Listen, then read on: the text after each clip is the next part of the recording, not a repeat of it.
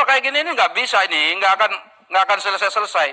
Saya tanya, emang Badan POM kemarin itu waktu emergency use authorization-nya yang dari Sinovac itu, Cina itu dilakukan fair nggak seperti yang betul-betul memang dilakukan di luar negeri? Kalau nggak salah kan cuma bawa MUI ke sana, kemudian Badan POM datang ke Cina, terus periksa-periksa, pegang-pegang dikit, ya kan? Habis itu udah selesai. Dan itu tidak pernah dipaparkan di sini hasilnya loh, mohon maaf. Dan kita sudah pernah tanya itu. Nah, jujur saja ini vaksin ini kepentingan negara itu banyak. Negara-negara lain juga kepentingannya banyak sama kita. Kita ada 273 juta lebih rakyat Indonesia hari ini yang harus kita amankan semua agar sehat daripada virus ini. Jangan nanti ujung-ujungnya ini komite etik, nih komite etik. Saya mau kasih tahu ya Ibu Feni itu. Kadang-kadang Badan POM ini longgar. Tapi yang punya luar negeri, apa buktinya? AstraZeneca itu emergency use authorization-nya itu tidak ada di Indonesia.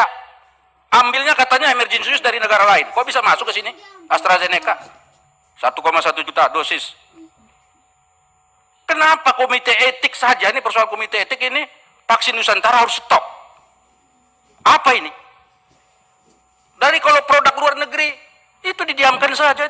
Masuk ke sini, jangan-jangan nanti semua vaksin yang masuk ke Indonesia ini longgar semua. Apa di belakang ini?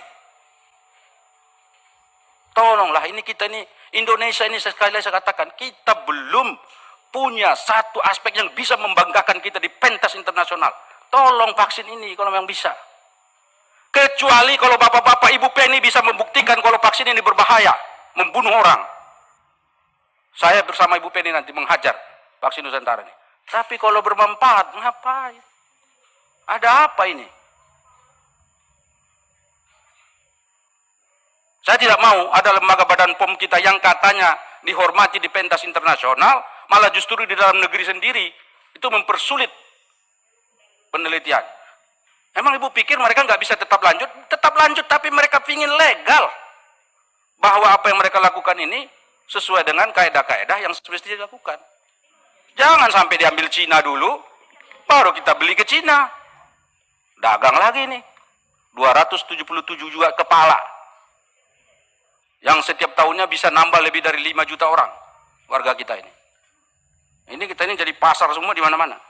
Jadi saya minta Ibu Feni sekarang kasih tahu pada kita apa masalahnya sehingga nggak bisa uji klinis tahap kedua ini.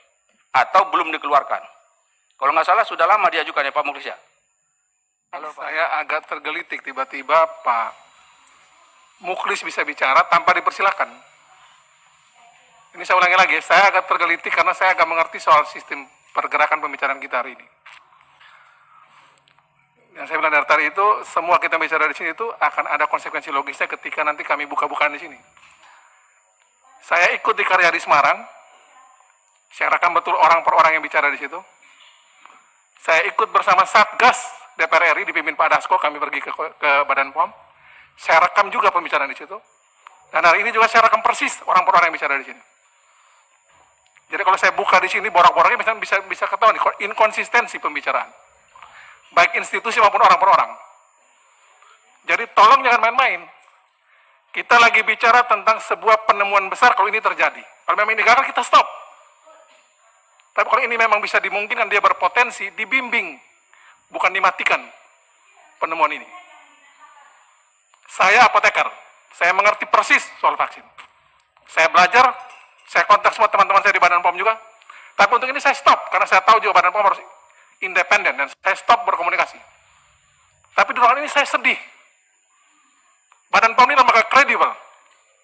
Tidak boleh dipimpin atau kita bersikap sepertinya kita diintervensi justru. Saya menyetop komunikasi setelah pertemuan Satgas DPR RI pergi ke Badan POM. Stop komunikasi dengan semua teman-teman saya di Badan POM. Tapi saya tahu persis situasi ini. Jadi jangan seolah-olah kami ini tidak mengerti persis TikTok yang terjadi di sini. Tiba-tiba Pak Mukhlis dari tidak bisa bicara, tiba-tiba bicara. Saya ingatkan lagi, saya tahu persis ini. Jadi tolong kita buka-bukaan ini untuk kepentingan merah putih.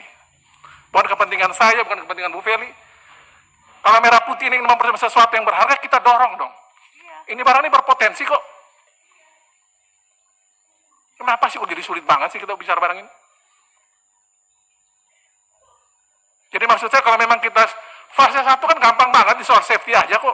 Ada yang mati nggak dari semua yang kemarin diuji tuh? Ada yang sakit parah nggak? Ya dibuka dong PPUK 2. Kan simpan semua itu aja fase 1. Cuma karena penelitian ini langsung masuk di fase 2. Masuk di imunogenisitasnya. Kok punya yang lain kita buka, kok punya dalam negeri kok susah banget. Kalau cuma safety kan sudah selesai sebenarnya. Kan waktu kita di Karyadi itu kan saya tanya orang Badan POM, bermasalah nggak data ini? Oke kata dia. Nanti kami cek lagi.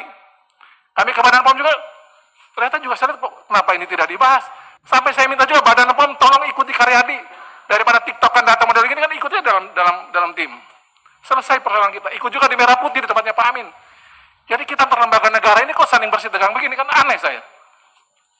Untuk semua kepentingan Merah Putih bangsa ini kok kita kayak menyusahkan diri satu sama lain. Kan gak susah sebenarnya soal begini nih. Badan POM taruh orang di Karyadi ngecek. Taruh orang di Unip ngecek. Kalau memang ini barang bermasalah stop. Kalau berpotensi lanjut dong. Kan nggak susah sama kita ngomong. Kok dari TikToknya menurut saya ada yang keliru dalam kita sebagai satu bangsa ini. Penemuan besar model begini kita justru kayak tidak bisa bicara. Saya suka Prof. Nidom ini. Suka mengkritik tapi juga suka kasih solusi. Dari tadi Kemenkes juga sama. Badan POM juga begitu. Sel dan ritik yang ditulis. Kita minta sel vaksin merah putih.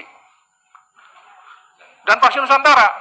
Kan ini sama juga nih. Ada apa sih? Susah banget tulis vaksin Nusantara di sini. Kan kita tidak bicara platformnya, Bu. Yang kita bicarakan itu soal vaksin merah putih dan Nusantara. Merah putih punya platform seperti itu, Nusantara platform seperti begini. Jadi jangan kita nih, sebenarnya kayak kita tidak saling mengerti. Kita sama-sama tahu. Kenapa ini barang jadi susah, kita tahu kenapa ini jadi susah. Kan kesan yang berkembang di luar kan karena ini urusan bisnis. Ini yang kita hindari, Bapak Ibu sekalian. Buka-bukan aja di sini. Kalau memang ini mau kita terusin, terusin. Cuma saya sedih. Sebagai apoteker saya sedih. Buka saja datanya. Jangan karena ini kemudian Pak Mulya jadi takut. Saya pakai bangkon ini Pak sengaja Pak.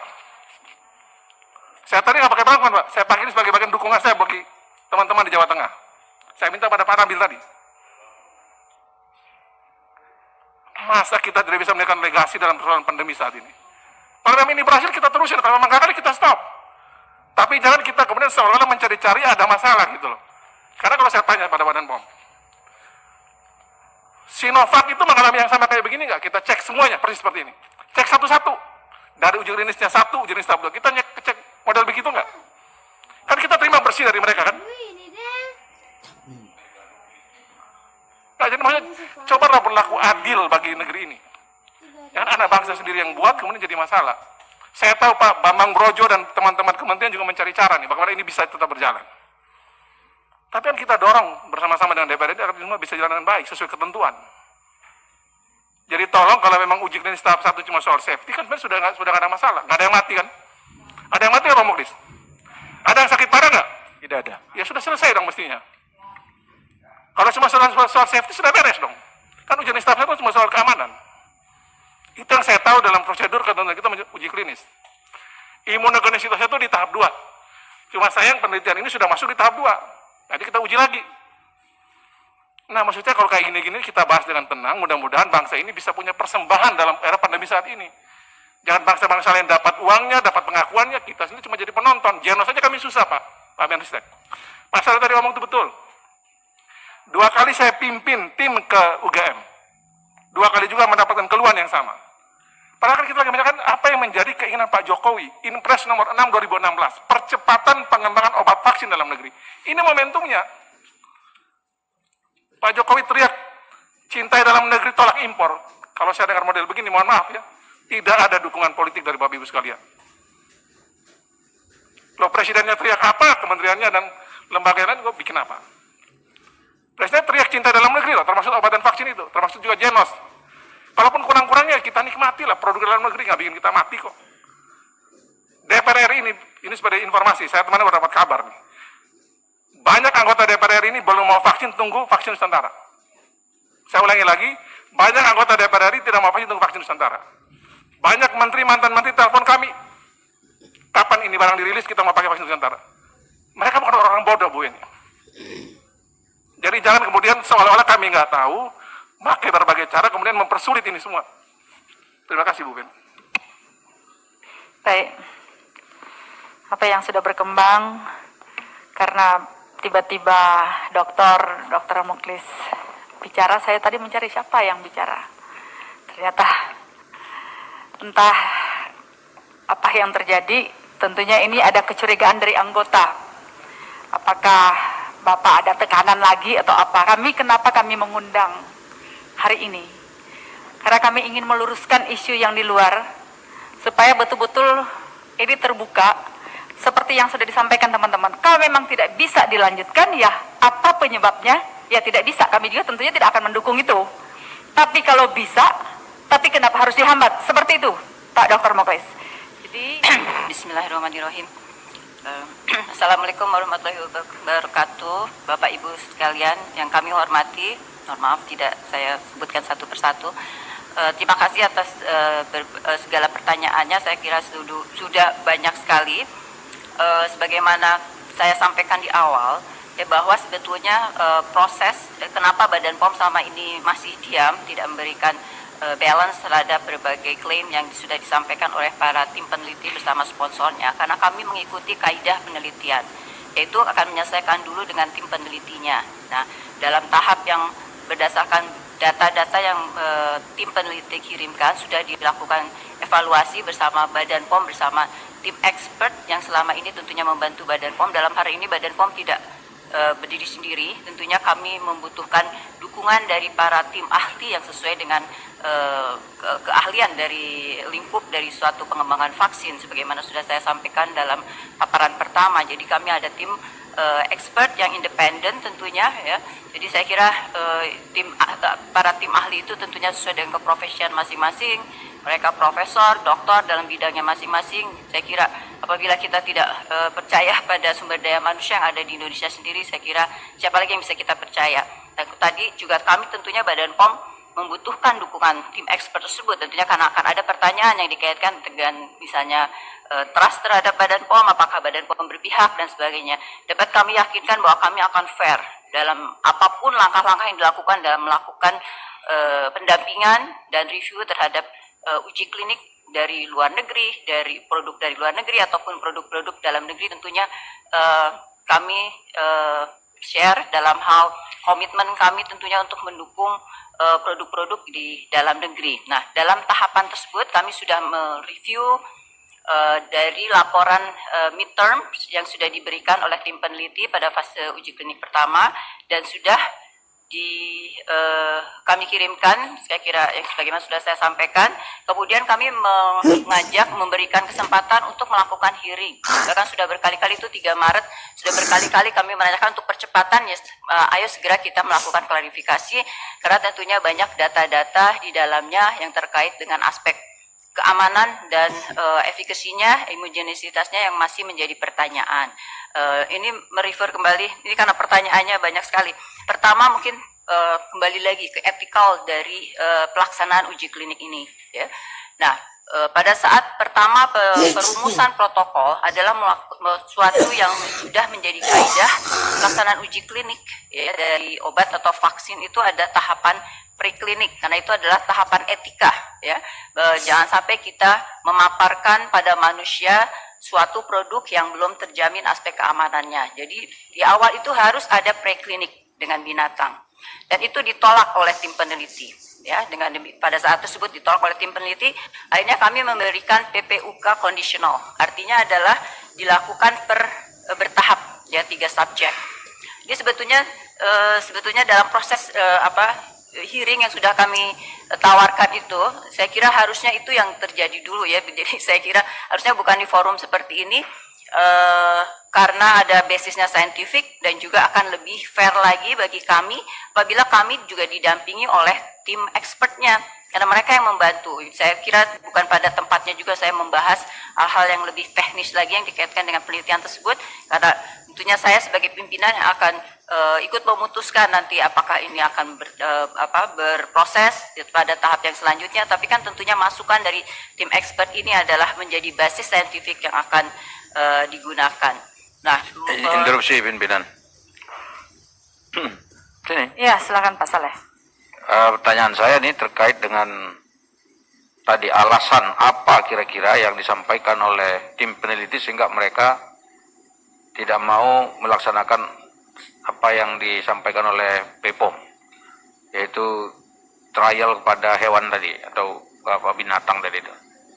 Alasannya apa, Bu?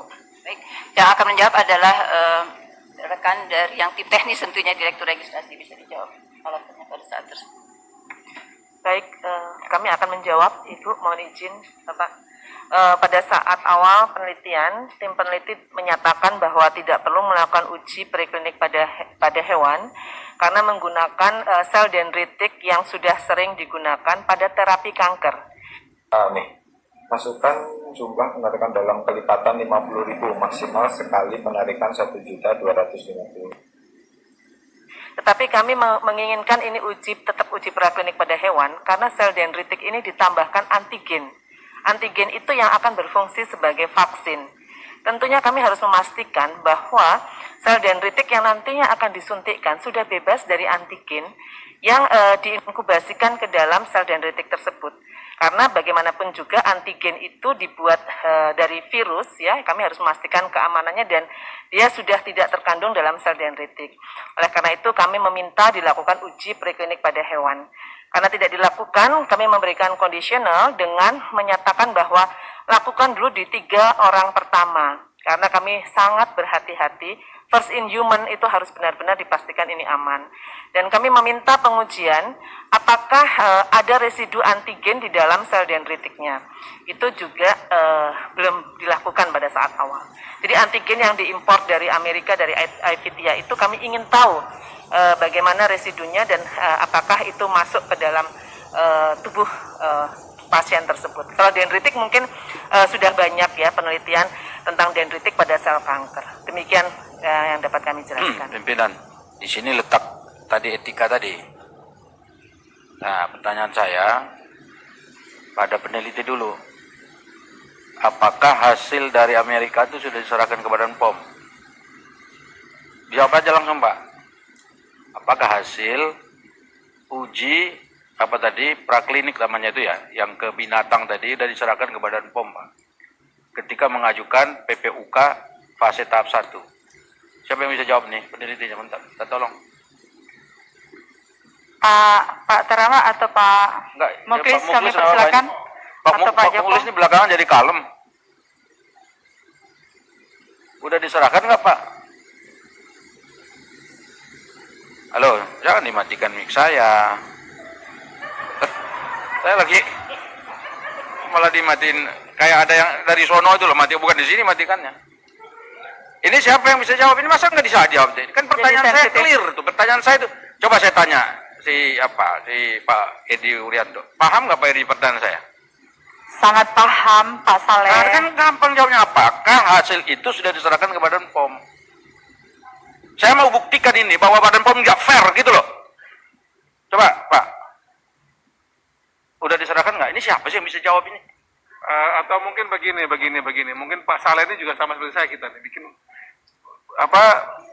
bicara saja kita, kan ini forum biar cari ada solusi ya. Kita mau cari solusi nih. Bisa dari peneliti menyampaikan, ini sederhana banget Pak Saleh punya pertanyaan. Atau dari Badan POM-nya juga menjelaskan, sudah terima atau belum? Siap, saya akan menjawab, Pak. Kami menerima data uji preklinik itu pada tanggal 26 Februari. Sementara uji klinik pertama dilakukan adalah tanggal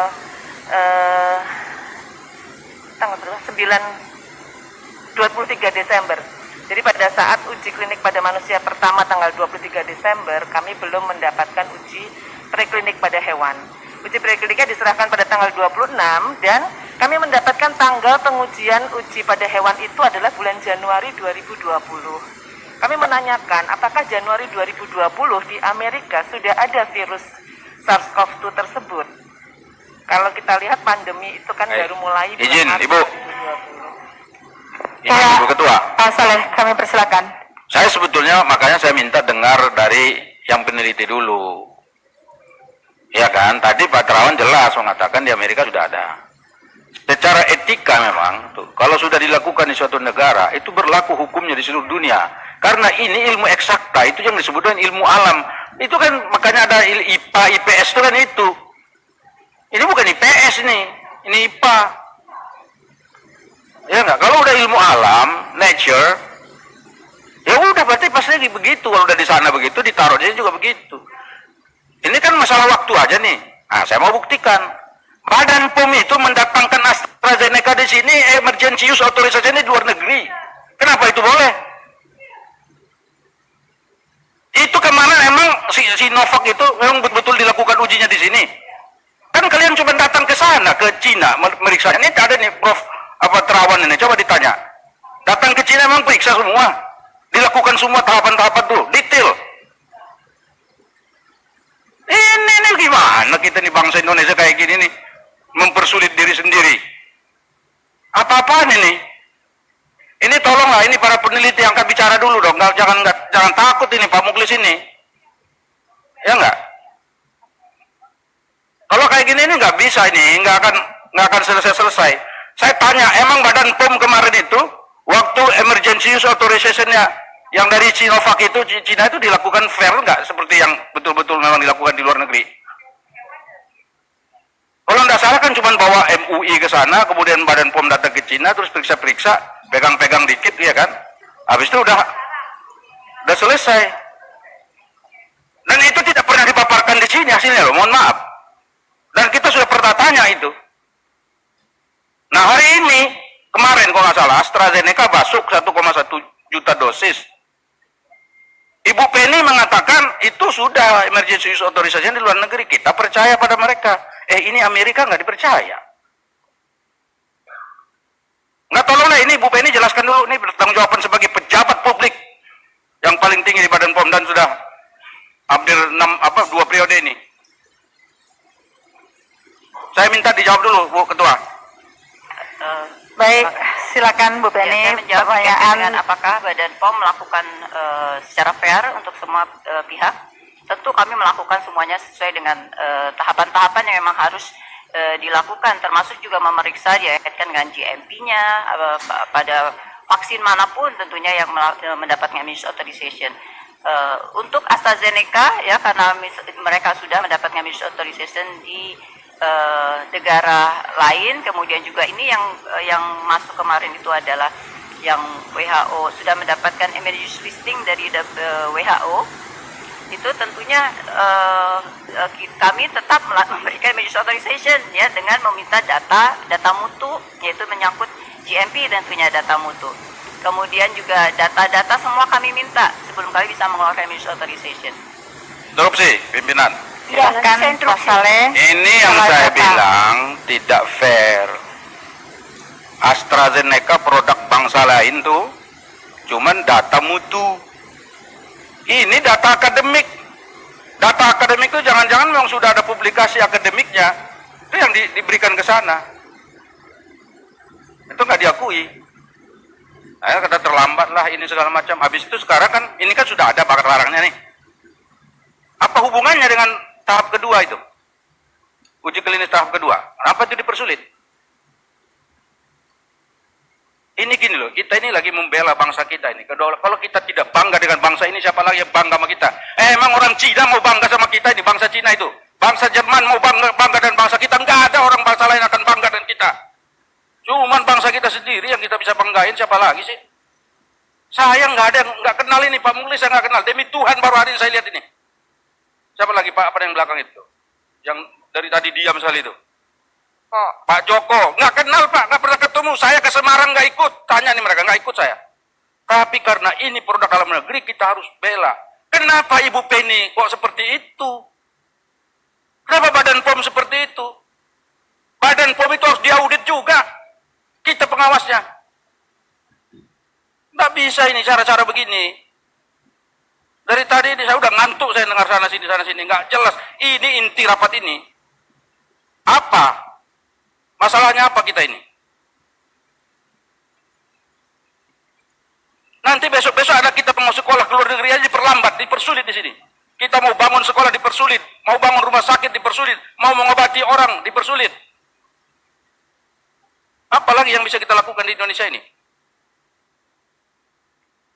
Tolonglah ini pakai akal sehat, pakai hati. Ini saya minta tolong ini Pak Joko yang belakang ya. Karena Pak Muklis bukan takut sebetulnya, malu sudah. Makanya nggak jawab. Tolonglah Pak Joko ini kira-kira tadi itu Pak, yang soal apa tadi data yang dari Amerika itu Pak. Minta tolong Pak Joko jelaskan pada kami Pak. Saya ini mantan dosen Pak, 12 tahun saya pegawai negeri jadi dosen Pak. Jadi saya paham ini soal akademik ini. Silakan Pak, minta tolong Pak. Ya,